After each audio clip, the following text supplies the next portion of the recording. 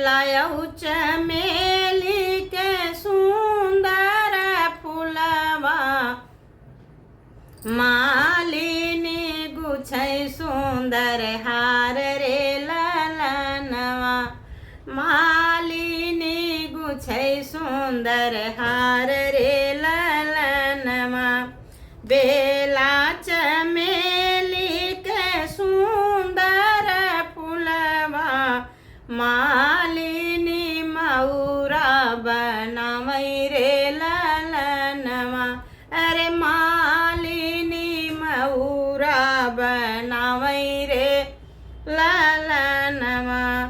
मऊरा जे बान्हई दुल्हे कावन रामा मऊरा जे बान्हई दुल्हे कावन रामा अरे बांधी ससुररिया में जाई रे ललनवा अरे बांधी ससुररिया में जाई रे ललनवा सबरे निहारै अराती से बराती अरे सबरे निहारै अराती से बराती अरे सासु निहारै दमाद रे ललनवा अरे सासु निहारै दमाद रे ललनवा किया तुम्हें दूल्हे हो मालिया के जनमल किया तू ही दूल्हे हो मालिया के जनमल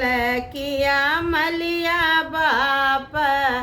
तोहार रे ललनवा अरे किया मलिया बाप तोहार रे ललनवा अखिया ते तोहरा दुल्हे आमवा के फाकिया अरे आखिया ते तोहरा दुल्हे आमवा के फाकिया न किया सुगनवा के ठोड़ रे ललनवा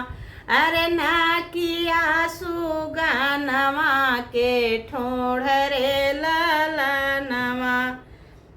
ओठवा ते तोहरा दुल्हे पानवा के कतरन ओठवा ते तोहरा दुल्हे पानवा के कतरन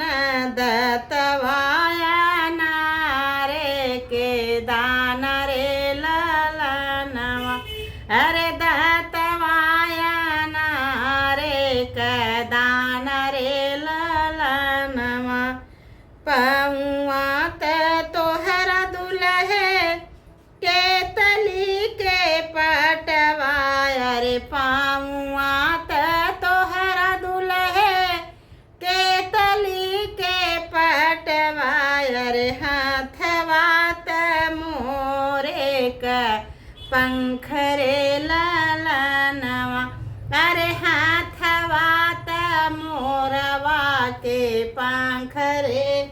ललनवा तोहरी बिटियवा सासु मालिया के जनमल तोहरी बिटियवा सासु मालिया के जनमल माली लागई ससुरु हमार रे ललनवा अरे माली लागई ससुरु हमार रे ललनवा ऐसन दामाद हम कतहु न देखले अरे ऐसन दामाद हम